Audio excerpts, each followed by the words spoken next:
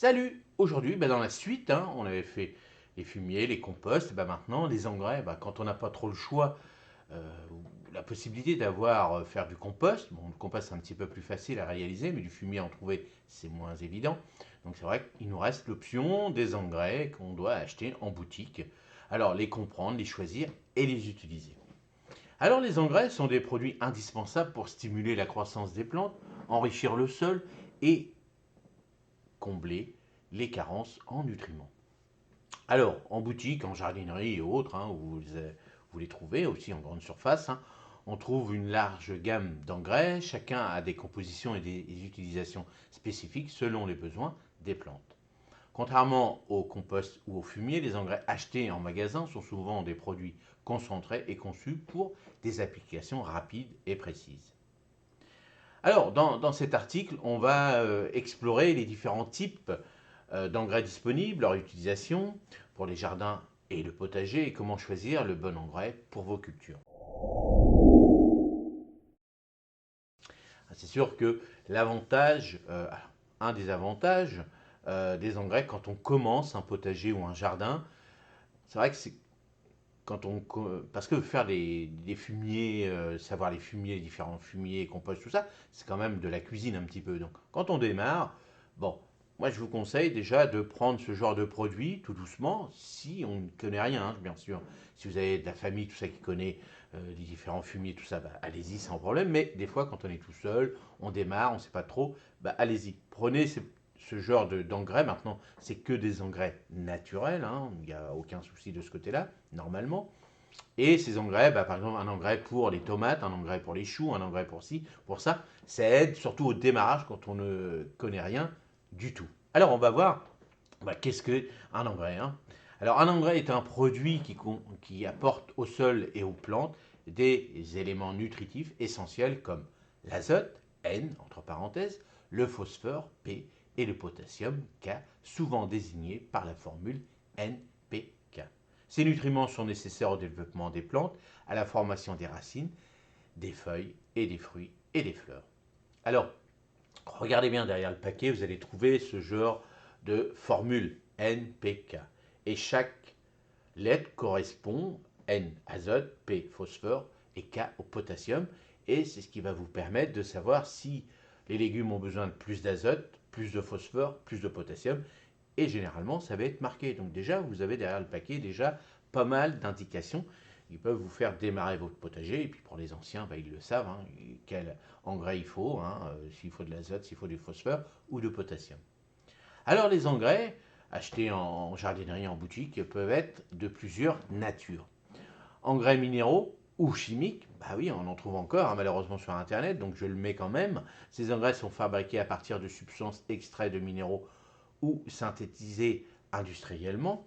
Ils agissent rapidement mais peuvent nécessiter une gestion prudente pour éviter les excès. Engrais organiques, donc maintenant c'est ce qu'on trouve le plus. Ils sont fabriqués à partir de matières naturelles, restes d'animaux, d'algues, plumes, etc. Ils se décomposent lentement et nourrissent le sol de manière durable. Alors, il existe aussi des engrais spécifiques. Certains engrais sont formulés pour des plantes spécifiques, gazon, fleurs, légumes, agrumes, etc., ce que je vous ai expliqué, afin de répondre aux besoins nutritionnels particuliers de ces cultures. Alors, voilà, ce que vous allez trouver, c'est ça. Alors, c'est vrai que ça fait un petit stock quand même, mais attention, c'est pas la peine de se dire, je vais faire des tomates, je vais acheter un engrais de tomate. Les engrais de tomates, ça peut être des engrais à fruits. Donc, vous voyez, à fruits. Donc regardez bien, bien souvent à fruits, ça va être tout ce qui va être légumes fruits. Aussi bien souvent tout ce qui va être les mêmes engrais pour les framboisiers, les choses comme ça. Donc bien souvent on peut utiliser le même engrais. Tout ce qui va être... alors les agrumes aussi, on pourrait faire un petit peu, mais bon, c'est vrai que les agrumes c'est un petit peu plus délicat. Donc les agrumes, prenez un engrais spécifique, mais c'est pas la peine si vous avez un seul pot d'agrumes d'acheter un 300 kg d'engrais. Donc faites attention, parce que des fois, c'est pas donné, c'est-à-dire même c'est pas donné du tout. Donc faites attention, des fois, il y a des petites astuces naturelles qu'on pourra, et on va voir ça ensemble, qu'on pourra faire pour, si vous avez qu'un seul pot, voilà. Chacun son petit truc, c'est pas la peine de, voilà, bien souvent vous achetez un kilo, puis le kilo, ça va vous durer 4-5 ans, ça sert à rien. Il faut mieux que ça dure, voilà, vous l'utilisez une saison, deux saisons, mais pas plus. hein, pour le stockage. Et puis, c'est pas la peine d'avoir une pharmacie complète d'engrais, hein, alors qu'on peut trouver des astuces naturelles et rapides. Et puis, vous n'avez pas besoin de les stocker. Alors, les engrais universels est un engrais équilibré en NPK. On va toujours parler de NPK. Utilisation pour une grande variété de plantes. Alors, utilisable pour une grande variété de plantes. Il est souvent recommandé pour les jardiniers débutants ou ceux qui souhaitent simplifier leur routine d'entretien des plantes. Alors, utilisation. Il convient à la plupart des légumes, fleurs et arbustes, idéal pour enrichir le sol du potager. Composition, généralement équilibrée. Exemple, équilibré en NPK, exemple 10-10-10 par exemple. Les quantités suivent les recommandations du fabricant, toujours. Alors, environ à peu près entre 50 et 100 grammes par mètre carré. Donc, vous voyez, par rapport au fumier, tout ça, c'est plus du tout la même chose. Époque à utiliser au printemps, en été, pendant les périodes de croissance active. Mais ça, il faut regarder vraiment derrière le paquet. Suivez bien, c'est pas la peine d'en mettre plus pour dire je vais aller Youpia. Et vous voyez l'exemple de l'engrais universel 10-10-10. Donc vous voyez, c'est équilibré. Mais bien souvent, à une certaine époque de l'année, on va avoir besoin de plus de 10, le premier, l'azote, et potassium, phosphore, vous voyez. Donc tout ça, il va falloir jouer avec ces petits numéros. Mais au début, voilà, commencez par ça, c'est déjà pas mal. Si vous mettez ça, ça sera déjà satisfaisant pour l'ensemble de votre jardin. Alors les engrais pour gazon, par exemple, les engrais pour gazon sont riches en azote, N, pour favoriser la croissance des feuilles et des développements d'un gazon dense et vert. Utilisation exclusive pour le gazon, composition forte teneur en azote, exemple, vous voyez, les trois chiffres, 20, 5, 5, vous voyez, en azote, il va falloir toujours besoin, si vous avez besoin d'un légume spécifique pour avoir de l'azote, et le numéro 1, c'est-à-dire le premier chiffre, va être plus important que les autres. Quantité généralement 30 à 50 grammes par mètre carré. Donc faites attention, bien lire derrière les boîtes. Époque appliquée au printemps pour favoriser la reprise de la croissance après l'hiver et en automne pour renforcer le gazon avant l'hiver. Ah oui, parce que bien souvent, ces engrais riches en azote, on appelle ça des engrais coup de fouet. Donc c'est vrai que le gazon, après l'hiver, il a souffert. Et puis surtout, avant l'hiver, il va falloir donner de la nourriture. Donc c'est important, mais ça va être aussi sur l'ensemble du jardin. Il va penser que, voilà, après l'hiver, le sol, avec les gelées et autres, les pluies, tout ça, il a souffert un petit peu. Donc nos arbustes, nos gazons, tout ce qui est jardin d'agrément, on va leur donner un petit coup de fouet, on va leur donner un petit coup de boost pour qu'ils reprennent de bonne nourriture, bien nourrie, et puis hop, ils vont attaquer le printemps avec sérénité. Et pareil, en fin de saison, avec l'été, s'il a été chaud, si l'automne était un petit peu perturbé, tout ça, là, avant l'hiver, donc à l'automne à peu près, on va donner un coup d'azote, un coup de nourriture, c'est-à-dire pour bien que ce soit bien nourri, tout sens, un arbuste, l'ensemble des végétaux que vous allez cultiver dans vos jardins, s'ils sont bien nourris, ils seront moins attaqués ou même s'ils sont attaqués par différents insectes et autres, ils vont résister que si c'est un arbuste déjà qui souffre un petit peu, qui est chétif, tout ça, un arbuste ou toute autre plantation que vous avez fait dans l'ensemble de votre jardin, s'ils sont bien nourris, ils vont résister, donc ils vont souffrir un petit peu, mais hop, c'est parti. Pareil pour l'été, si ils sont bien en forme au printemps et tout, ils vont passer l'été même s'il est un peu sec, ils vont avoir fait des bonnes racines, tout ça, sur l'ensemble dans leur sol, donc automatiquement, hop, comme ça, tout le monde est en forme, c'est pas mal. Donc il faut équilibrer tout ça. Il faut donner à chaque plante à peu près ce qu'ils ont besoin. Donc pour le gazon, beaucoup plus d'azote. Et là, on va parler des fleurs. Donc ces engrais sont spécialement formulés pour favoriser la floraison et la santé des plantes à fleurs. Ils contiennent souvent plus de phosphore, P, pour stimuler la production de fleurs et de fruits. Vous voyez? Donc c'est pas la peine des fois de se dire je vais prendre un spécial rosier par exemple. Non, le P est plus important, donc on va le voir dans la composition, enrichi en phosphore et en potassium. Exemple 4, 6, 8, vous voyez le premier chiffre. Là on a donné au démarrage de l'azote, donc hop, pour redonner, on a boosté, et puis pendant la période Donc au moment où on sait que par rapport à l'arbuste qui a besoin, à l'arbuste ou autre, hein, on va dire les rosiers, les géraniums, les vivaces et autres, qui ont besoin de fleurs et de fruits par exemple, et bien là on va mettre un petit engrais, voilà, 6-8. Alors c'est pas la peine de mettre du 40-40, hein, mais du 6-8, hein, c'est pas mal. Bon, après, vous voyez, par rapport à derrière le paquet, il faudra que l'azote soit beaucoup moins important, parce que là, il aura fait déjà son feuillage. On va lui demander maintenant de faire des fleurs et des fruits pour la suite. Donc c'est comme ça qu'il faut faire. Attention, c'est pas facile, je le sais bien, mais ça se fait à fur et à mesure. Donc les quantités, donc 20 à 50 grammes au mètre carré. Donc bien souvent, derrière les paquets, ça va être marqué aussi à chaque plante, donc faites attention par rapport à ça. Il y aura toujours le mètre carré et il y a aussi peut-être une cuillère à soupe, une cuillère à café ou une pincée ou tel gramme par pied de plante. Hein. Si vous cultivez par exemple des rosiers, on va vous dire c'est un engrais spécifique pour rosier, mais vous saurez que cet engrais pour rosier pourra servir aussi pour tout ce qui est l'ensemble de vos fleurs de votre jardin et de vos fruits aussi. Donc, ça sera spécifié par exemple pour tant de pieds de rosier. Donc, pareil, attention, bien souvent, ça va être marqué si vous avez des plantes vivaces qui sont. Alors, il faut savoir que les rosiers, c'est un arbuste quand même. Hein.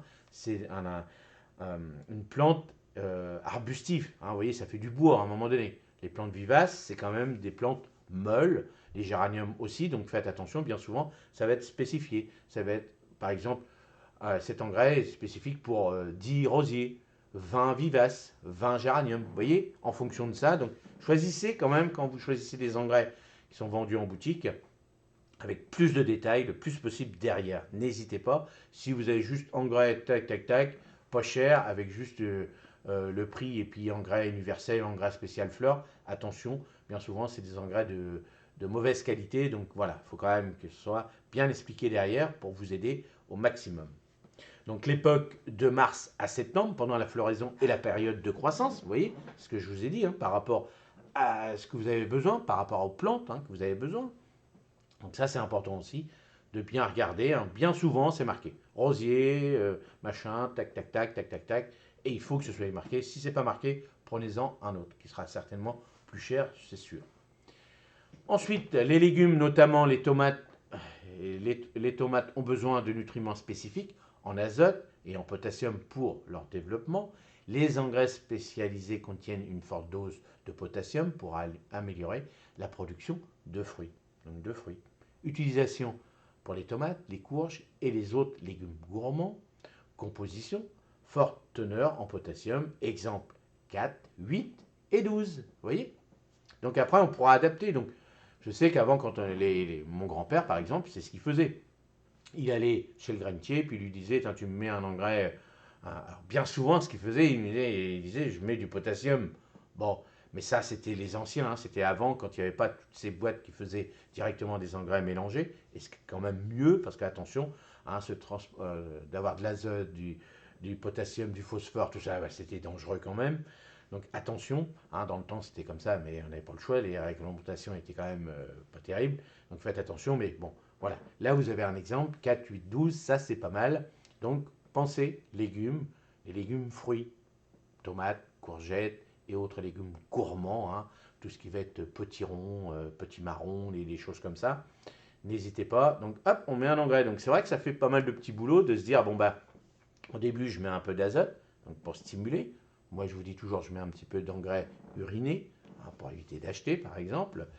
Et après, par la suite, on mettra ça, pour continuer dans la suite de la culture, pour favoriser. Hop, on a fait la structure, c'est-à-dire les racines, on a développé les racines, le feuillage, le squelette. Maintenant, hop, il va falloir favoriser la floraison et les fruits par la suite. Donc les quantités 100 à 150 grammes par mètre carré, vous voyez, par rapport aux autres, c'était 20 à 50 grammes, donc, ou selon les recommandations spécifiques à chaque marque. Bah oui, parce que chaque marque, en fonction de l'importance de ce qu'ils vont mettre dedans, hein, du pourcentage, donc faites attention, toujours lire, là je vous donne une indication, mais toujours lire derrière vos paquets. Et l'époque, à partir du moment où les plantes commencent à produire des fruits, bah voilà, ça sera adapté. Donc bien souvent, ça va être marqué aussi derrière. Pour les tomates, telle époque, pour les courges, telle époque. Vous voyez, tout ça, ça sera marqué. Si ce n'est pas marqué derrière, ne prenez pas ce paquet, ça ne sert à rien. Ça veut dire que c'est des engrais pas chers. Bah, vous allez acheter ça peut-être 3-4 fois moins cher, mais bien souvent, voilà, c'est un attrape-nigo, c'est le prix que vous achetez et non pas la qualité. Et c'est important parce que quand on a des années comme ça où les tomates souffrent et autres, et puis que si vous mettez n'importe quoi comme engrais, si vous faites n'importe quoi, bah, vous allez encore aggraver la situation. Donc autant mettre tout de suite bah, les chances de son côté. Donc voilà, bien regarder, bien machiner. Hein, on pourra en reparler si vous voulez. Je vous ai fait déjà une petite liste, moi, sur ma petite boutique Amazon, où vous retrouvez vraiment des bons engrais, où là, c'est un prix, hein, bien sûr. Mais là, vous avez déjà, par rapport à ce que j'ai trouvé, une petite gamme d'engrais, où là, vous pouvez suivre, et au moins, vous êtes content de ça. Mais bien sûr, à fur et à mesure que vous allez regarder, hein, pour les jeunes, hein, je parle surtout pour les jeunes débutants, eh ben, on changera ce type d'engrais par des engrais qu'on va fabriquer nous-mêmes. Mais attention, ça ne se fait pas comme ça, faute d'expérience, mais on y arrivera tout doucement. Les engrais verts sont des mélanges de graines comme la moutarde, le trèfle ou le seigle que l'on sème dans le sol puis qu'on enfouit après croissance. Ils enrichissent naturellement le sol en azote, protègent contre l'érosion et améliorent la structure du sol. Alors l'utilisation à semer après une culture principale ou en intercalaire entre deux cultures. Composition naturelle, les plantes captent l'azote et l'enfouissent, apportent de la matière organique. Époque semis à l'automne et au printemps, enfouissement après quelques semaines de croissance. Alors voilà, les engrais verts, là c'est pareil pour les débutants, attention, c'est beaucoup de boulot. Les enfouir, il y en a d'autres qui vont les broyer, tout ça, bon, voilà. Ça prend de la place, c'est un autre boulot, hein, c'est ce que je dis toujours. Là, en ce moment, on pourrait en faire, hein, par exemple, mais bon, voilà. Moi, je n'en fais pas parce que je n'ai pas envie de refaire des semis, des choses comme ça. Je m'adapte avec les autres apports d'engrais, fumier, compost, tout ça. Mais les engrais verts, c'est quand même pas mal de boulot. Donc, il faut être équipé, hein, les apporter après, les aplatir, tout ça. Bon, voilà. Essayez, amusez-vous dans un petit coin, sans problème. Bon, quand je vois le prix des graines de la moutarde, du trèfle ou du seigle maintenant, parce que je pense qu'ils exagèrent un petit peu, bon, bah, c'est un coût. Donc faites le coût par rapport au boulot après que vous allez avoir à faire derrière.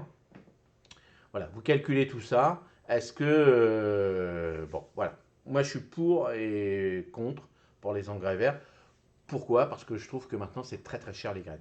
Si vous avez des petits coups avec des agriculteurs qui achètent ça en grosse quantité, pourquoi pas. Mais regardez en jardinerie, voilà. Bon, dites-le moi dans les commentaires, hein, ce que vous en pensez. Mais voilà, je pense que c'est un peu comme les cuves à eau. Où avant, pour 50 balles, on avait des cuves à eau. Maintenant, on les a pour 150 balles, 200 balles. Parce que des petits malins, ils disent, tiens, il y a des sous à se faire. Bon, voilà. Donc les engrais verts, j'en dirai pas plus. Après les engrais liquides, les engrais liquides sont des solutions concentrées en nutriments qui sont dilués dans l'eau avant d'être appliqués. Ils agissent rapidement et sont idéaux pour les plantes en pot ou les cultures nécessitant un apport rapide.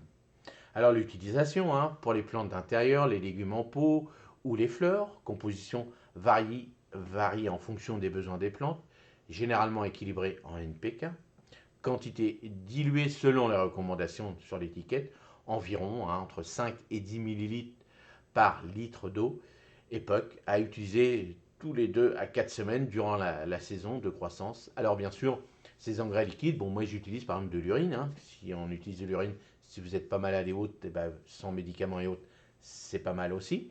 Mais c'est vrai que par exemple sur un balcon ou dans les pots, tout ça, bah, mettre une pelletée de fumier ou de compost, des fois c'est pas facile.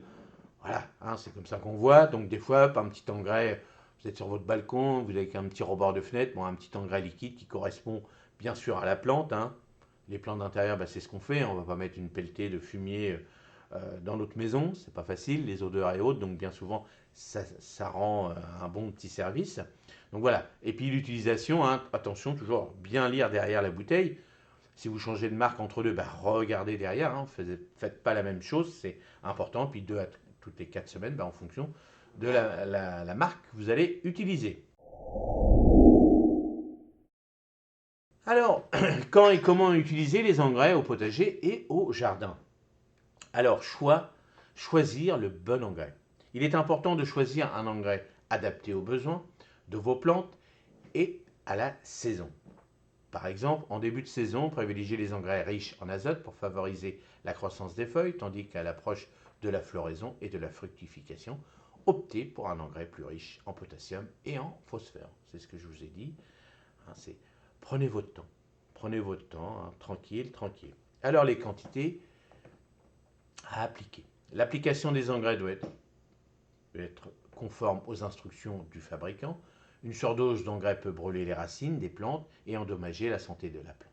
Il est souvent recommandé d'appliquer une dose légère mais régulière plutôt que surchargée en une seule fois. Donc l'application au printemps, apporter un engrais riche en azote pour stimuler la croissance des jeunes plants. En été, un engrais équilibré ou riche en potassium est recommandé pour soutenir la floraison et la production de fruits. En automne, utilisez des engrais faibles en azote mais riches en potassium pour renforcer les plantes en hiver. La méthode d'application, engrais granulaires, c'est-à-dire les engrais granulés, moi c'est ce que j'utilise dans mes mélanges hétéros pour mes plantes aromatiques.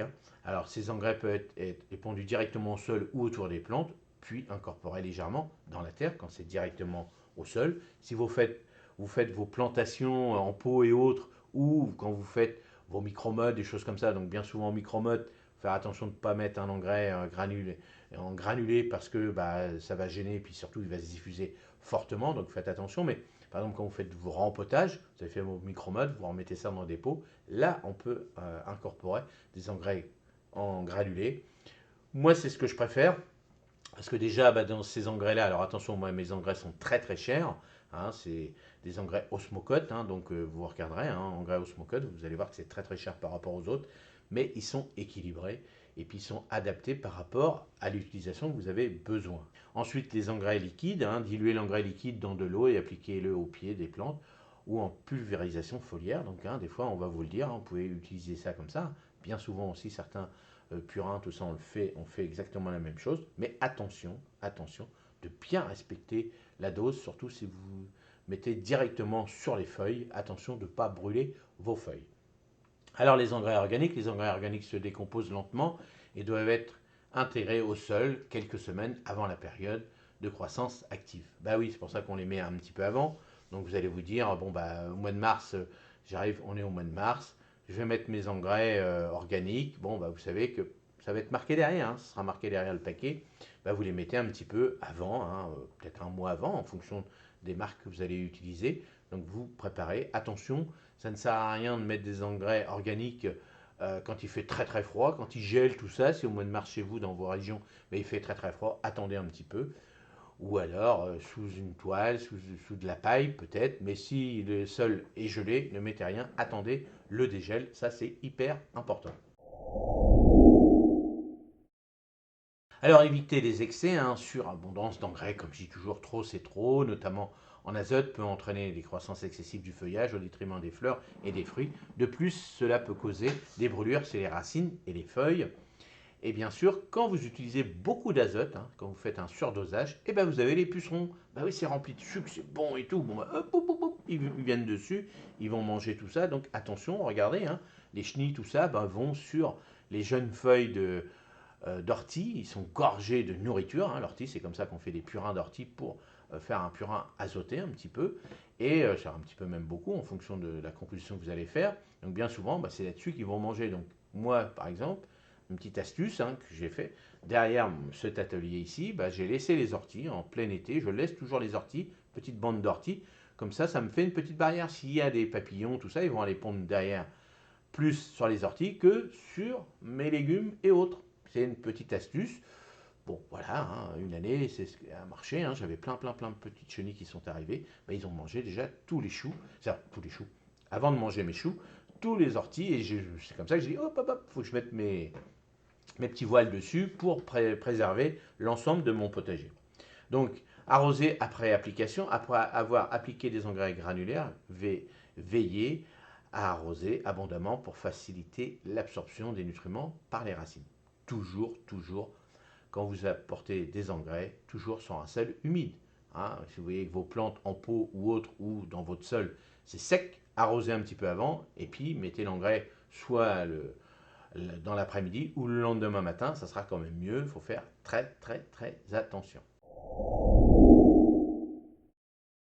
Alors les engrais achetés en boutique, c'est une solution pratique pour nourrir vos plantes et booster leur croissance.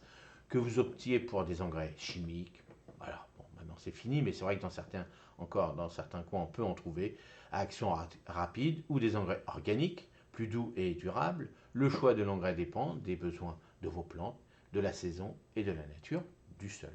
En respectant les doses et la période d'application, vous favoriserez une croissance saine et une récolte abondante tout en prenant soin de votre sol et de l'environnement. Voilà, j'espère que cette petite vidéo vous a plu et puis n'hésitez pas dans les commentaires à me dire ce que vous faites vous quand vous achetez vos engrais et autres. Est-ce que vous en achetez? Est-ce que des fois on n'a pas le choix, hein, c'est comme ça. Mais bon, voilà. Dites-nous les anciens des petites astuces, comment vous faites. Est-ce que vous utilisez du fumier, du compost, quelques engrais comme ça pour voilà, faire un complément directement de tout ça. Et je pense que ça, c'est pas mal aussi. À un moment donné, quand on a des années qui ne sont pas terribles, de compenser avec un petit engrais comme ça parce qu'on n'a pas eu la matière première et autres. Hop, on met un petit engrais naturel derrière. Est-ce que ça marche? Est-ce que vous avez des marques qui sont satisfaisantes pour vous, hein? Dites-le nous, hein. Je vous rappelle, dans la petite boutique Amazon, vous avez déjà une petite sélection qui sont déjà des bons engrais. N'hésitez pas. Et puis, tous ceux qui ont déjà acheté ce genre d'engrais sur ma boutique, dites-moi si vraiment, par rapport à ce que je vous ai proposé, ça marche énormément. Allez, à la prochaine vidéo. Salut, merci.